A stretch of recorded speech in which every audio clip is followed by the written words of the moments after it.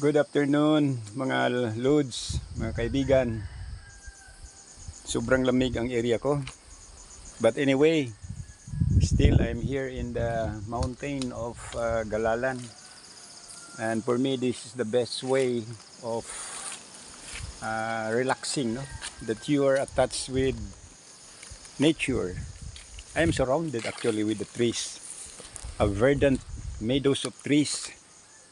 Ang grasses. So, ito yung buhay ko ngayon. Mag-isa at sobrang lamig. Wala kang langhap na pollution dito. Yan oh. Yung ambon. Itong kubo ko, pinasok na rin ng ulan. So, muli magandang hapon sa ating lahat. Naway ligtas tayo